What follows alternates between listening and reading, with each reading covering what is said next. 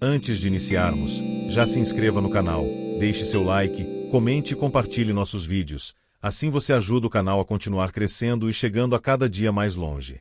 Quer ter acesso a conteúdos exclusivos? Torne-se membro e ajude nosso canal a chegar a mais pessoas. Tenha um bom susto. S. Meu nome é Seu Zé, mas os caras da estrada me chamam de baiano. Faço fretes de São Paulo pro Sul há mais de 22 anos. Já rodei de tudo: carreta-baú, graneleiro, bitrem.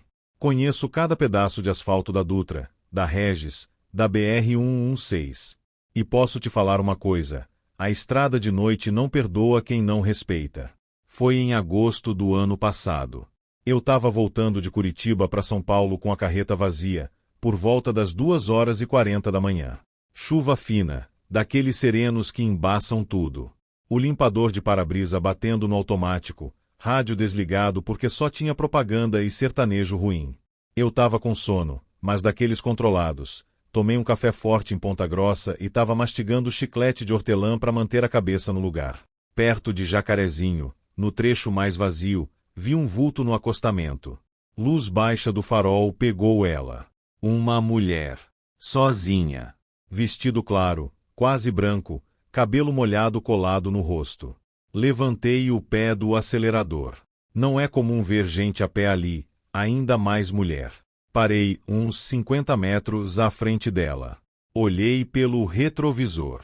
Ela começou a andar na direção da carreta, devagar. Não corria, não acenava desesperada. Só andava. Achei estranho, mas pensei, coitada, deve ter sofrido um acidente ou o namorado largou ela no meio do nada. Abri a porta do carona e esperei. Ela chegou, subiu o degrau e sentou sem falar nada. Fedia a terra molhada e coisa velha, sabe? Tipo roupa guardada em baú por anos. O rosto dela tava meio escondido pelo cabelo. Tá tudo bem, moça? Perguntei. Aconteceu alguma coisa? Ela não respondeu. Só ficou olhando para frente, pras luzes dos faróis cortando a chuva. Dei de ombros, fechei a porta e voltei a rodar. Às vezes as pessoas ficam em choque. Já vi de tudo. Depois de uns 5 minutos de silêncio, ela falou, com a voz rouca, baixa. Você vai passar em frente à minha casa. Não perguntei onde era. Só assenti. O jeito que ela falou me deu um frio esquisito na espinha. Olhei de lado. A mão dela estava apoiada na perna. As unhas eram compridas e sujas de barro escuro. Continuei dirigindo. O caminhão estava estranhamente silencioso. Nem o barulho do motor parecia normal. Uns 20 minutos depois, ela apontou com o dedo pro breu. É ali. Não tinha nada ali. Só mato, uma cerca de arame caída e uma placa velha toda enferrujada. Diminuía a marcha mesmo assim. Quando o caminhão passou bem em frente ao lugar que ela indicou, senti um baque surdo embaixo da carreta, como se tivesse passado por cima de um buraco grande ou um animal. Olhei pro retrovisor. Nada. A mulher não estava mais no banco. Pisei no freio. Parei no acostamento, coração martelando. Desci com a lanterna, dei a volta na carreta toda. Nada. Nenhuma marca de barro no banco, nenhum cheiro. Só a chuva caindo. Voltei para a cabine tremendo. Liguei o rádio para ter companhia. No CB, um caminhoneiro que eu não conhecia estava falando agitado. Cuidado no quilômetro 182 da 116, sentido norte. Tem gente dizendo que viu a loira do acidente de novo. Dizem que ela pega carona e some quando o caminhão passa no lugar onde ela morreu em 98. Desliguei o rádio na hora. Cheguei em casa às 6 horas da manhã. Dormi mal. No dia seguinte, conversei com o Toninho, um velho da Praça dos Caminhoneiros em São Paulo. Ele me olhou sério quando contei. Baiano, a mulher do vestido claro. Tem uns 10 anos que escuto essa história. Ela morreu num acidente de ônibus que capotou ali. O corpo dela foi encontrado dias depois, no mato. Dizem que ela ainda tenta voltar para casa. Eu nunca mais peguei carona de ninguém à noite naquele trecho. E quando passo por ali, mesmo de dia, Diminuo a velocidade e faço o sinal da cruz. A estrada é viva, irmão, e tem memória. Meu nome é Carlos, tenho 48 anos e trabalho como caminhoneiro há mais de 2 décadas. Já rodei praticamente o Brasil inteiro, enfrentando chuva, neblina, estradas ruins e noites sem fim. Sempre ouvi histórias de assombração contadas por outros motoristas nos postos de combustível, mas nunca dei muita atenção.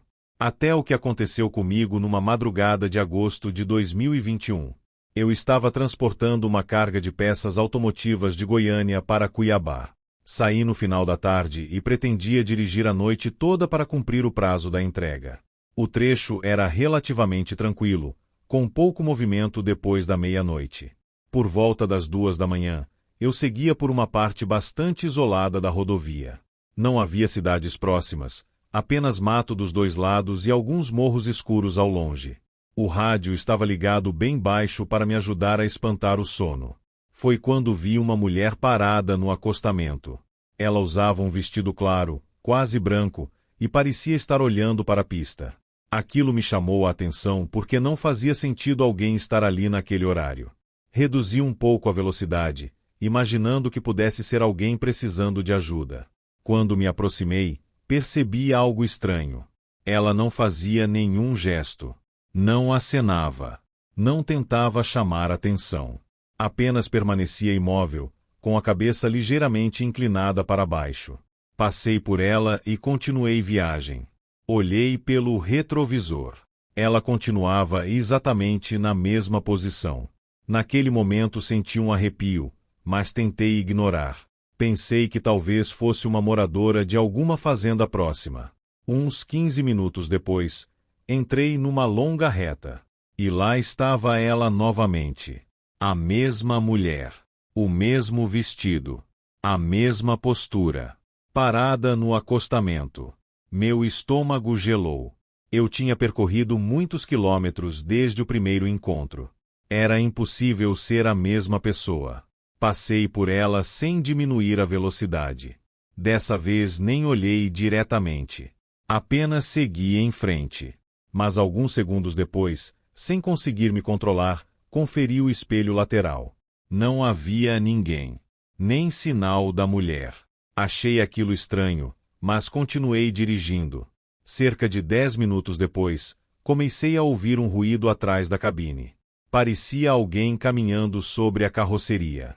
Tum, tum, tum. Passos lentos.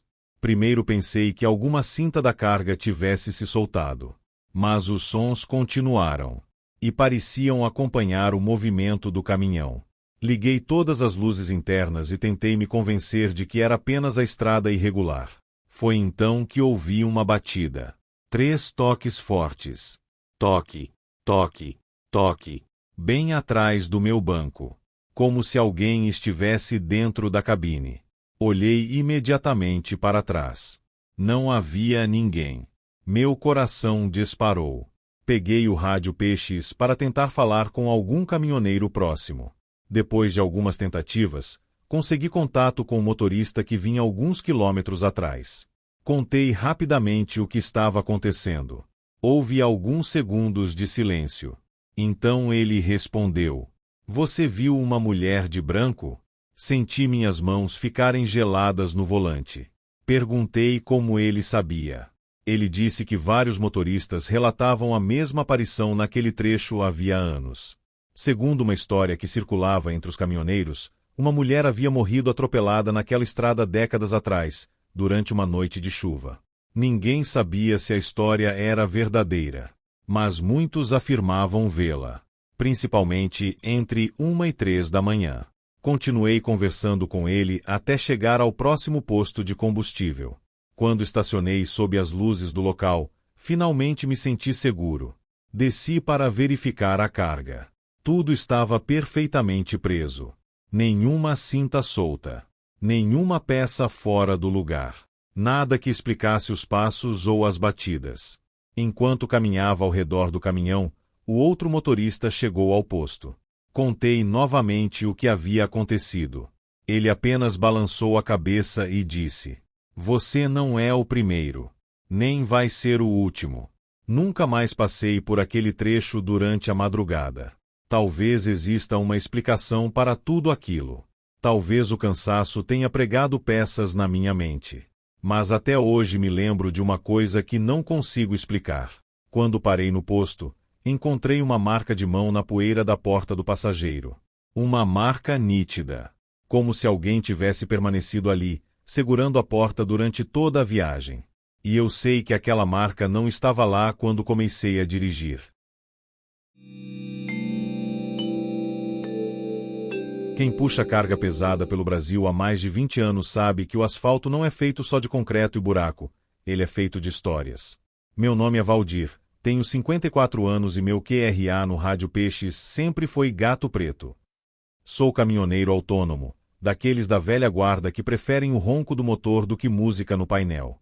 Já vi de tudo nessa vida: assalto, acidente feio, tombamento. Mas o que aconteceu comigo na BR-16, no trecho antigo da Regis Bittencourt, mudou completamente o jeito como eu encaro o corujão da madrugada. Era uma terça-feira de outono. Eu vinha descendo do Paraná com uma carga de bobinas de aço na traseira de uma Scania R440. O caminhão estava pesado, a pista estava úmida e, por volta das 3 da manhã, aquela neblina de cortar com faca cobriu o tapetão. Quem é estradeiro sabe, ali o filho chora e a mãe não vê. Eu rodava macio, a uns 50 km por hora por causa da visibilidade, atento aos olhos de gato na pista. Foi quando passei por uma curva fechada e os faróis altos rasgaram a neblina, iluminando o acostamento da esquerda. Havia uma mulher andando de costas para o tráfego. Ela usava um casaco amarelo claro, desses impermeáveis, e carregava uma bolsa transversal.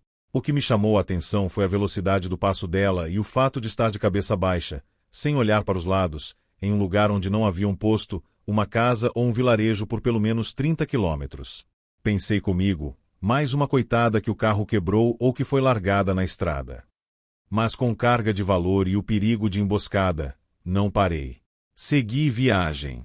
O problema é que, exatamente 2 quilômetros adiante, após 2 curvas consecutivas, os faróis do caminhão iluminaram a mesma silhueta.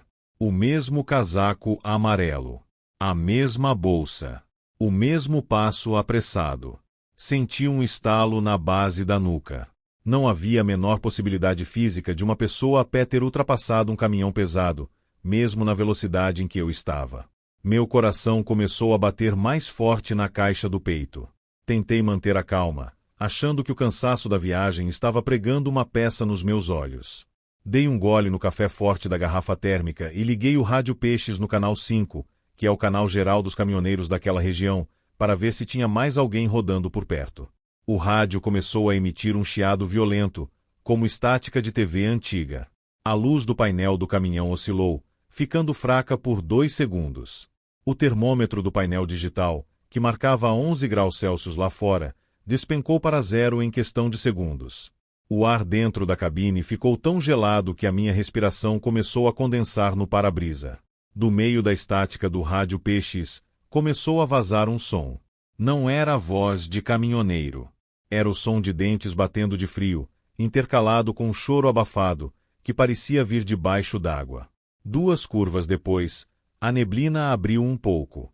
E lá estava ela. Só que dessa vez, ela não estava no acostamento. A mulher de casaco amarelo estava parada bem no centro da minha faixa de rolamento, de costas para mim. O desespero tomou conta. Pisei no freio de serviço e puxei o maneco com toda a força. O rodoar chiou alto, os pneus da carreta arrastaram no asfalto úmido e o peso das bobinas de aço fez a cabine inclinar para frente. O caminhão foi parando de lado, rastejando, até parar a menos de 3 metros da figura. Prendi a respiração, esperando o impacto ou o barulho do atropelamento. Mas não houve barulho. Lentamente, a figura começou a virar o corpo na direção da cabine do caminhão. Ela ergueu a cabeça. Sob o capuz do casaco amarelo, não havia um rosto. Onde deveriam estar os olhos, o nariz e a boca, havia apenas uma massa cinzenta e borrada, como uma fotografia estragada pela umidade. Ela levantou um braço longo, pálido, e apontou o dedo indicador rigidamente para o lado direito da pista, em direção ao acostamento de terra que beirava o desfiladeiro. Depois disso, ela simplesmente se desfez no ar, como se fosse feita da própria neblina. Fiquei parado no meio da rodovia por uns 5 minutos, com as pernas tremendo tanto que eu não conseguia soltar a embreagem. Meu corpo estava banhado em suor frio. Quando finalmente recobrei um pouco do juízo, engatei a primeira marcha e joguei o caminhão devagar para o acostamento, bem na direção para onde aquela coisa tinha apontado. Pensei em descer, mas o instinto de sobrevivência falou mais alto. Avancei com a Scania em marcha lenta, contornando a curva logo à frente com o pisca-alerta ligado. 50 metros adiante, o farol iluminou o motivo do aviso. Uma queda de barreira colossal tinha acontecido minutos antes. Uma rocha imensa e toneladas de lama haviam desabado da encosta, bloqueando completamente as 2 faixas da rodovia logo após a curva cega. Se eu estivesse na velocidade normal, ou se não tivesse parado por causa da aparição, eu teria batido de frente contra aquela parede de pedra no meio do escuro. A colisão teria esmagado a cabine e a carga de bobinas teria passado por cima de mim. Rodei mais 10 quilômetros pelo acostamento até chegar ao posto da serra, que estava iluminado e cheio de luz. Estacionei de qualquer jeito, desci da cabine com as pernas bambas e entrei no restaurante direto para o balcão. O chapa que servia o café me olhou e assustou. Pá virada, caminhoneiro. Parece que viu o capeta na estrada. Contei a história, ainda gaguejando, para ele e para mais 2 motoristas veteranos que estavam na mesa ao lado. O atendente apenas balançou a cabeça, me serviu um café preto cortesia e disse baixo: "Você conheceu a moça do amarelo, companheiro. Há 10 anos, um ônibus de viagem tombou nesse mesmo quilômetro durante uma queda de barreira. Uma moça de casaco amarelo ficou presa nas ferragens e não resistiu. Em noite de neblina forte, ela aparece para quem está correndo perigo. Uns dizem que é assombração. Eu digo que é anjo da guarda de chofer. Hoje eu continuo rodando, porque o trecho é meu ganha-pão. Mas toda vez que o rádio Peixes começa a chiar sem motivo ou a neblina aperta na Regis Bittencourt, eu reduzo a velocidade, tiro o pé do acelerador e faço o sinal da cruz. Porque aprendi que a estrada guarda almas que compreendem o perigo muito melhor do que nós, os vivos." Meu nome é Antônio Carlos, mas na estrada todo mundo me conhece como Tonhão. Sou de Betim, Minas Gerais, e há 18 anos bato martelo numa Scania 440. Faço a rota BH, Vitória com frequência, carregando minério, aço ou o que aparecer. Conheço cada curva da BR-381 como a palma da minha mão. E te digo uma coisa, tem pedaços dessa estrada que a gente sente que não tá sozinho, mesmo quando não tem viva alma por perto. Foi em julho deste ano, numa noite de serração braba. Tava descendo a serra depois de Contagem, por volta das 23 horas. O frio tava de rachar, neblina tão grossa que o farol mal cortava 30 metros à frente. Eu tava ouvindo um podcast de caminhoneiros para espantar o sono quando vi um vulto no acostamento. Era um homem. Jaqueta de ensurrada, boné velho na cabeça, acenando devagar com uma lanterna vermelha. Parei um pouco à frente dele. Ele veio caminhando calmamente, sem pressa. Quando abriu a porta do carona, subiu e sentou como se já tivesse feito aquilo 1000 vezes. "Valeu, irmão. Quebrou a caminhonete lá atrás. Tô tentando chegar em Governador Valadares", disse ele, com a voz rouca de quem fuma desde criança. O cara tinha uns 55 anos, barba grisalha, mãos calejadas. Cheirava a óleo diesel e cigarro. Achei normal. Já ajudei e já fui ajudado muitas vezes. Começamos a conversar. Ele parecia saber demais da vida de caminhoneiro. Falou do preço do diesel, das blitz da PRF, dos pontos complicados da serra. Depois ficou quieto um tempo, olhando a estrada.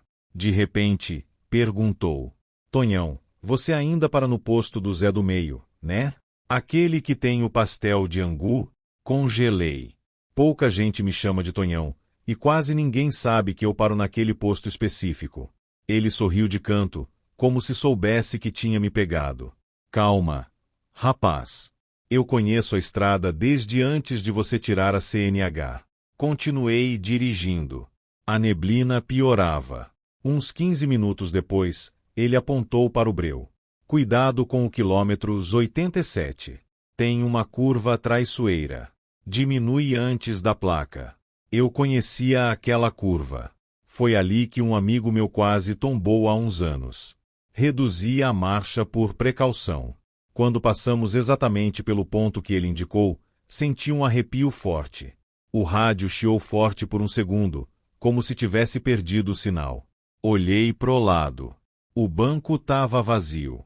O homem tinha sumido. A porta continuava fechada. Nenhum barulho. Nada. Parei no primeiro acostamento seguro, uns 4 quilômetros à frente. Desci com a lanterna, coração na boca. Dei a volta no caminhão inteiro. Ninguém. Nem pegada na terra molhada. Voltei para a cabine gelado. Liguei pro meu parceiro velho Gil, que tá há 30 anos na estrada, e contei tudo. Ele ficou em silêncio do outro lado da linha e depois falou baixo. Tonhão, você encontrou o seu Nelson. Ele era caminhoneiro velho. Morreu num acidente exatamente no quilômetros 87 em 2009. Dizem que ele ainda aparece para quem tá correndo risco. Avisa da curva, ajuda os caras. E some quando passa o lugar onde ele bateu. Desde aquela noite, sempre que desço aquela serra com neblina, eu diminuo a velocidade no quilômetros 87 e agradeço baixinho. Às vezes, bem no canto do retrovisor, acho que vejo um farol piscando 2 vezes atrás de mim. Mas quando olho direito, não tem nada. A estrada cobra, mas também protege quem respeita. Fica esperto, irmão. Meu nome é Rogério. Tenho 54 anos e trabalho com transporte de grãos há quase 30 anos. Sempre fui um cara cético. Nunca acreditei em fantasmas, assombrações ou qualquer coisa desse tipo. Mas existe uma noite que aconteceu comigo na BR-163 que até hoje não consigo explicar. Era julho de 2018. Eu estava voltando vazio para Sinop depois de descarregar uma carga em Rondonópolis. Como não tinha prazo apertado, resolvi viajar durante a madrugada para evitar o trânsito. Por volta das 3 horas da manhã, a estrada estava praticamente deserta. O céu estava limpo, sem lua, e a única iluminação vinha dos faróis do caminhão. Lembro que comecei a sentir uma sensação estranha. Não era medo. Era como se eu estivesse sendo observado. Tentei ignorar e continuei dirigindo. Alguns quilômetros depois, avistei um ônibus antigo parado no acostamento. Achei estranho porque pareciam daqueles ônibus interestaduais das décadas de 1980 ou 1990. A pintura estava desbotada e não havia nenhuma luz acesa. Quando me aproximei, percebi algo ainda mais estranho. Todas as janelas estavam fechadas, mas dava para ver passageiros sentados lá dentro. Eles estavam completamente imóveis. Nenhum conversava. Nenhum mexia a cabeça. Nenhum olhava para o celular. Todos apenas encaravam a frente. Achei aquilo esquisito, mas continuei viagem. Olhei pelo retrovisor. O ônibus continuava parado. Uns 20 minutos depois, passei por uma curva longa e voltei para uma reta. Foi então que senti meu coração acelerar. O mesmo ônibus estava novamente no acostamento. Exatamente igual. Mesma pintura. Mesma posição. Mesmos passageiros imóveis. Pensei que estivesse confundindo os veículos. Mas quando passei ao lado dele, reconheci um detalhe. Havia um adesivo rasgado no vidro traseiro. Era o mesmo ônibus. Não tinha como ele ter me ultrapassado. Eu não tinha visto nenhum veículo durante todo o trajeto. Aquela constatação me deixou inquieto. Resolvi aumentar o volume do rádio e seguir viagem. Mas logo percebi outra coisa. O sinal do rádio havia desaparecido. Só existia a estática. Um chiado constante. Então ouvi uma voz. Baixa. Distorcida. Parecia alguém falando muito longe. Não consegui entender as palavras. Apenas algumas sílabas desconexas. Desliguei imediatamente o aparelho. A cabine ficou em silêncio. Ou quase. Porque naquele instante ouvi algo vindo do banco do passageiro. Um suspiro. longo, como se alguém estivesse sentado ao meu lado. Olhei rapidamente. Não havia ninguém. Parei o caminhão no acostamento. Acendi todas as luzes internas. Verifiquei a cabine inteira. Nada. Quando estava prestes a voltar para a estrada, notei algo pelo espelho lateral. O ônibus. Ele estava parado atrás do meu caminhão, a uns 50 metros de distância. Sem faróis acesos. Sem nenhuma luz. Apenas uma silhueta escura. Meu sangue gelou. Liguei o caminhão imediatamente e voltei para a pista. Não tive coragem de olhar para trás. Dirigi por quase 40 minutos sem parar. Quando finalmente cheguei a um posto de combustível, contei o ocorrido para um frentista mais velho. Ele me ouviu em silêncio. Depois perguntou: "O ônibus era azul e branco?" Confirmei. O homem ficou alguns segundos sem dizer nada. Então contou que muitos caminhoneiros falavam sobre aquele veículo. Segundo uma história antiga da região, um ônibus havia saído da pista naquele trecho muitos anos antes durante uma madrugada de neblina. Várias pessoas morreram no acidente. Nunca descobri se aquilo era verdade. Mas naquela mesma manhã, antes de dormir, resolvi pesquisar notícias antigas. Encontrei uma reportagem amarelada em um arquivo digital. A matéria falava justamente sobre um acidente envolvendo um ônibus de viagem. A foto mostrava o veículo parcialmente destruído, azul e branco, com um adesivo rasgado no vidro traseiro, exatamente igual ao ônibus que eu tinha visto naquela madrugada. Desde então, continuo viajando pelas estradas do Brasil. Mas existe uma regra que sigo até hoje. Se eu encontrar um ônibus antigo parado sozinho no acostamento durante a madrugada, eu não diminuo a velocidade. E não olho para dentro.